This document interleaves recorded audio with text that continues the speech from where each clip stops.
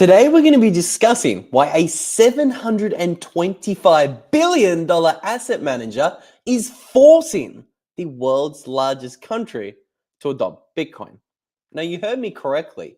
I think it's awfully strange that right now there are 21 different countries on this list right now that you can see that are all talking about implementing a strategic Bitcoin reserve.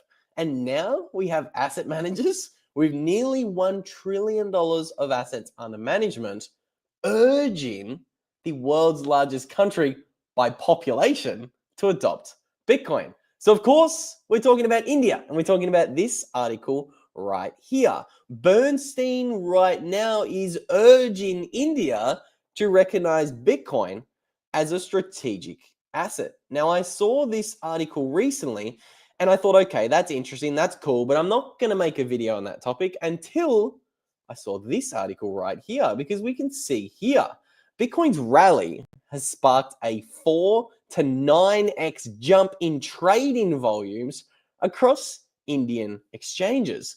So what exactly is going on in the country, home to 1.4 billion people? Is India going to be the next bombshell country that also embraces Bitcoin? Today, I want to be discussing all of that and more. So let's start with what exactly is going on and why is Bernstein forcing India, well, urging is the exact word, urging India to adopt Bitcoin. I want to be breaking down this article, but again, I just want to show you guys, Bernstein Alliance, they are not a joke. They literally are a $725 billion asset manager who is incredibly bullish on Bitcoin. I don't know if you guys know this or not, but they have made multiple Bitcoin price predictions over the years. They're bullish. We can see here they're predicting 200K Bitcoin as the options market has gotten the green light. We are talking about BlackRock's options product for their Bitcoin ETF, IBIT. Okay, and again, just to show you guys, India is actually the largest country in the world by population. They are bigger than China. They have overtaken China. Again, I do not believe that China is going to be the next global superpower. One of the reasons why is because of this chart over here.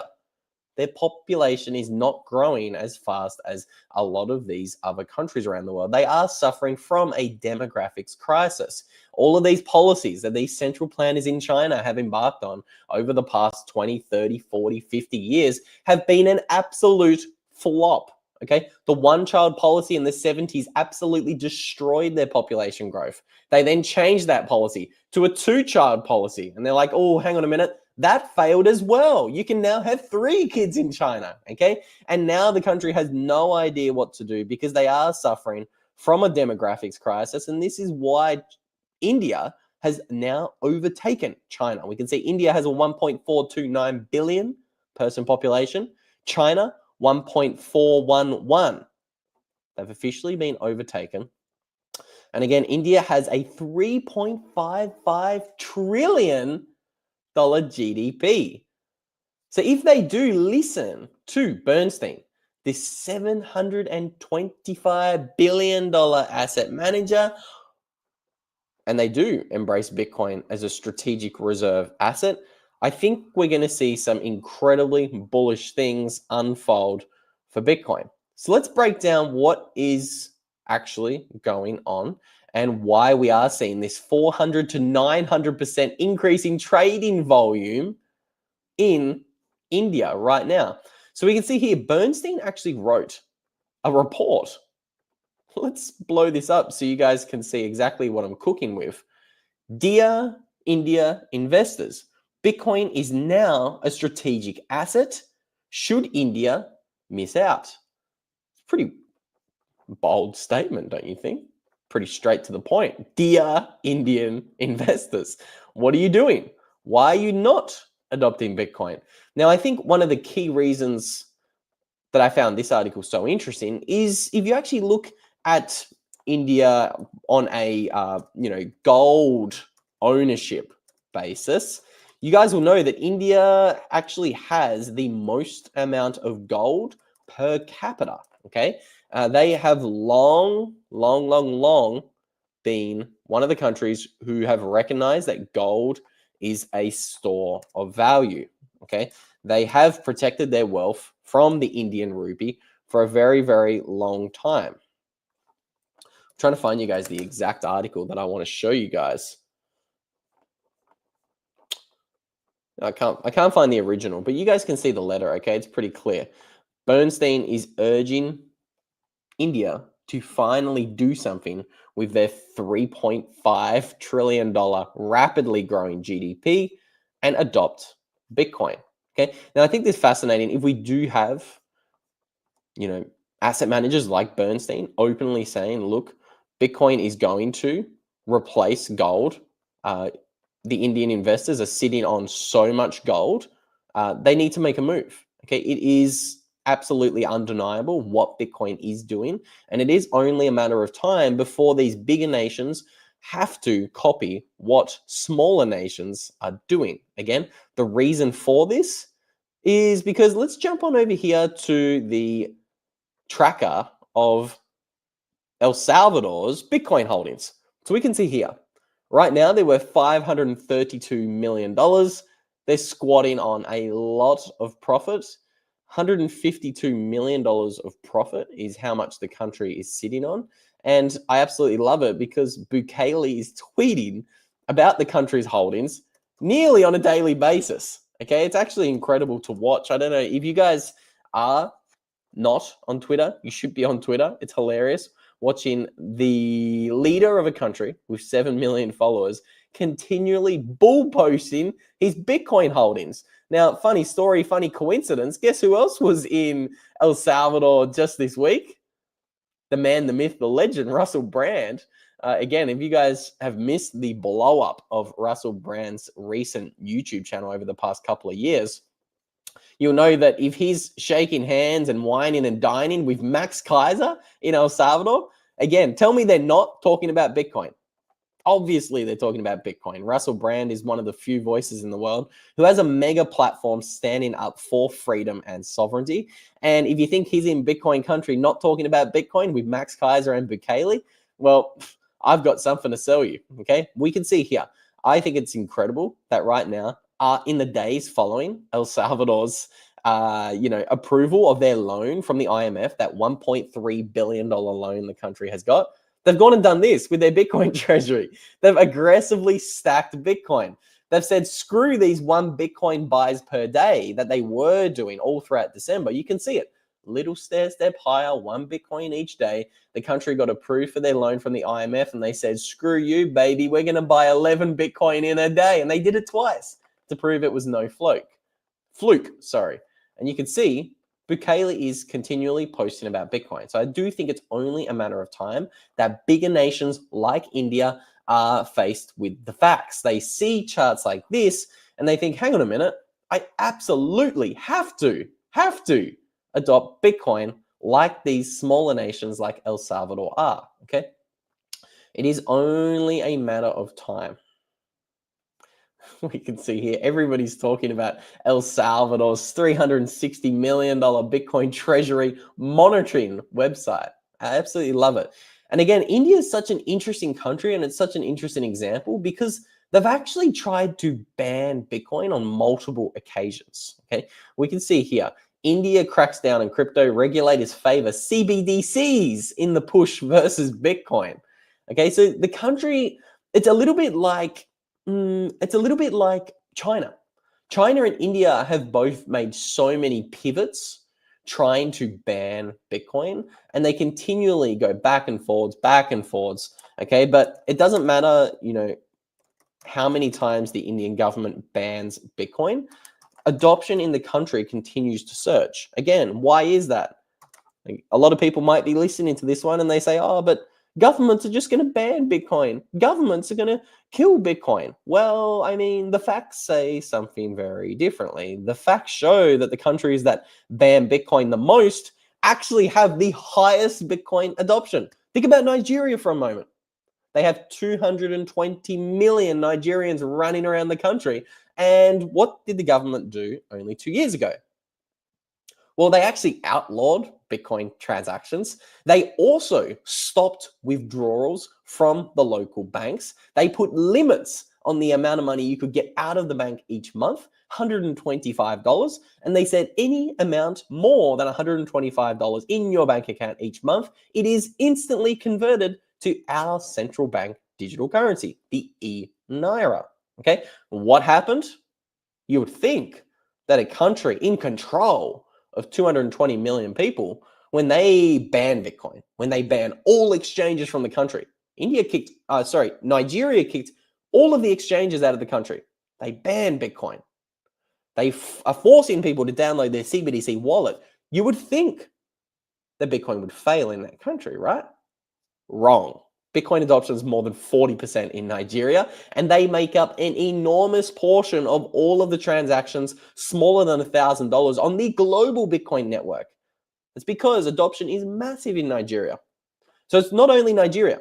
It's the same thing in China. There is still massive usage of Bitcoin in China, and the same thing in India, as we can see from this chart here. India still ranks as number 2 on the global crypto, again, excuse that dirty word, adoption index. We can see Vietnam, pretty high, India, Pakistan, Ukraine, Kenya, Nigeria, Venezuela, the US, Togo. It's the first time I've heard there's a lot of Bitcoin adoption in Togo, but there you go.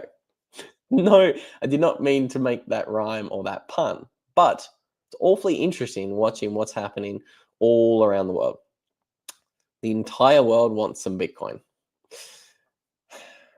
If only there was enough Bitcoin to go around. This is obviously the most important reason why we make these videos, because there is a lot of Bitcoin that needs to be adopted. There's a lot of people who, need to adopt Bitcoin. And there's just simply not enough Bitcoin on exchanges. Right now, we continually talk about the supply suffocation that is going on exchanges right now. Again, I hate to say it, but the exchanges and the big boys and the institutions and the big banks and the nation states and some of the largest treasuries around the world are slowly but surely adopting Bitcoin. And they're taking those Bitcoin off the exchanges for the long run.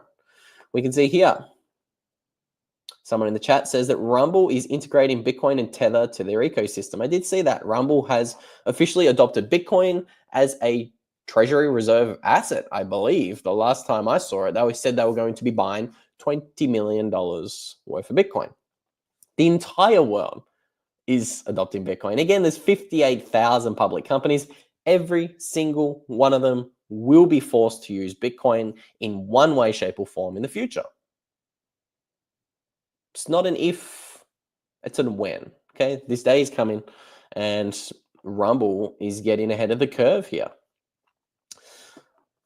Thank you to the kind words, GT Lines. I am officially a little bit older today, for those who know. Thank you for the kind words, Pegasus. Oh, I just butchered your name, Pegasus. I'm sorry, dude. But we have some people tuning in from Twitter. I'm curious, how many of the 385 of you guys are on Twitter versus YouTube? If you're enjoying the stream, Satwise says, smash the like button. We would appreciate that. We're told that helps this content. Again, I can't verify it, so don't do it if you don't want to. But again, I think it's fascinating that we are watching something else unfold in this trend here. Have a look at these countries with the highest amount of Bitcoin adoption. What else do you notice about them? Vietnam, India, Pakistan. Where are all of those countries from? Southeast Asia. Again, I do think China has a long-term plan for Bitcoin. I do think there's a reason why China is kind of soft unbanning Bitcoin today. I don't think it's a coincidence. I think they know what is going on. I think they know that Bitcoin is the end game. I think it's only a matter of time before China makes the official Bitcoin backflip. I don't know when we're going to see that. Maybe it's part of their strategy to keep it a little bit more on the private side, their Bitcoin backflip. Maybe India's going to inspire a Santa Claus rally. That's what Bill's calling for right now. Let's actually check in on the price. I haven't seen the price. I do.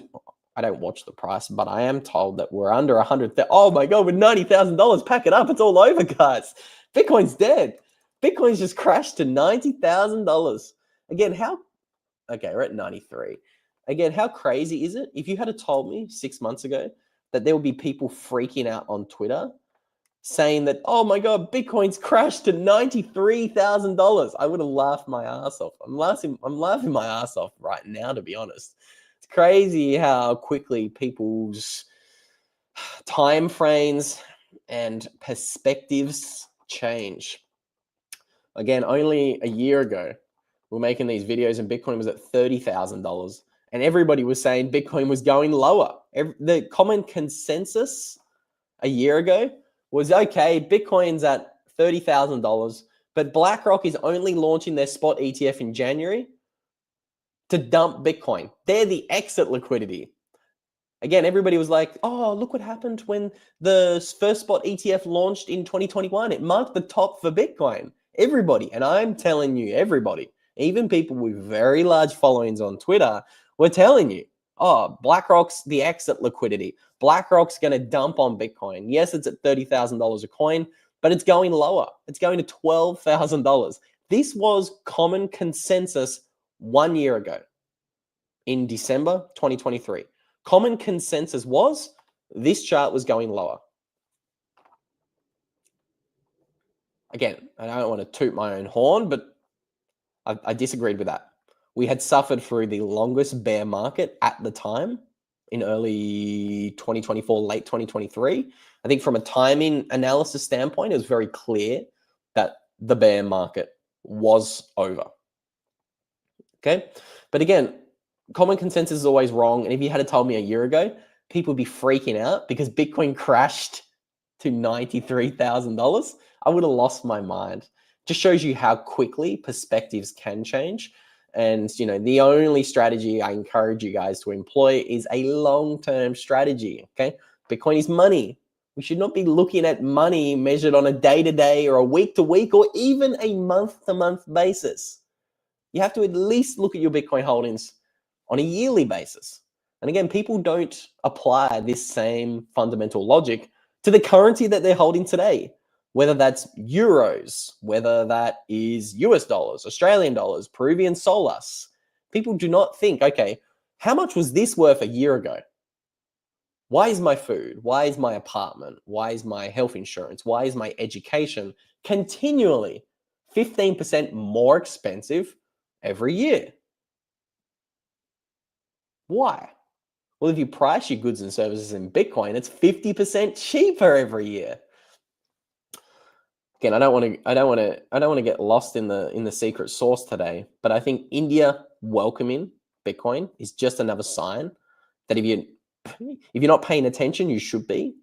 This is the biggest fundamental shift going on today. Again, this is a technological revolution we're living through, but you are not taking full advantage of this revolution if you're not actually in control of your own Bitcoin. This is why I always encourage you guys to check out what Stampseed is doing so you can protect your Bitcoin the way it should be protected. Again, if you got Bitcoin on exchange or if you trust Uncle Larry Fink with your Bitcoin in BlackRock, I've got something to sell you. It's a bad idea. That's all I'm going to say. I'd encourage you, if you got Bitcoin on exchange, get it off an exchange, put it in a hardware wallet, then back up that hardware wallet with some of these little sexy titanium plates that you can get from Stampseed. Again, I always remind you guys, Christmas is coming. It is 2 days away. If you want to get yourself a Christmas gift, go and check out the plates that Stampseed have. Again, a lot of people have a couple of weeks off work. Now is the perfect time to escape the Christmas lunches or the Christmas dinners or the New Year's dinners and go and play with your Bitcoin in your basement. That's what I would personally be doing, if I'm quite honest with you guys. I'd be going and utilizing that time off work to go and back up your Bitcoin. This is going to be generational wealth.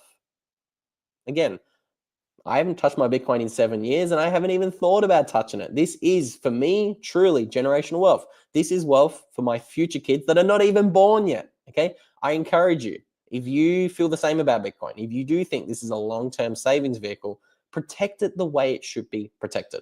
Okay, that's all I'm going to say. If you guys want 15% discount off anything you want to buy from Stampseed, you can use a promo code Luke15. So again, go and, as Donald Trump would say, have fun playing with your Bitcoins over the Christmas holiday season. That's what I'm going to be doing. Okay. Now, I actually agree with GT Lines' comment here. X is the fastest way to get my news. I haven't owned a TV since I was probably 13. It's a propaganda machine. I use things like YouTube and Twitter. I think we are not only in a monetary revolution, we are in a revolution in how we get our information sources. Okay, we're living through a similar thing that we lived through in the 1500s, where the invention of a technology, the printing press, completely democratized and decentralized how we got information. This led to a separation of the church and the state. Now, I do think we're living through a separation of money and state today with Bitcoin. Obviously, this is the first time we're going to see this in the entire 7,000 years of monetary history. But we're also living through a decentralization and a democratization of information. This is the beautiful thing that Bitcoin is doing alongside other technologies like the internet.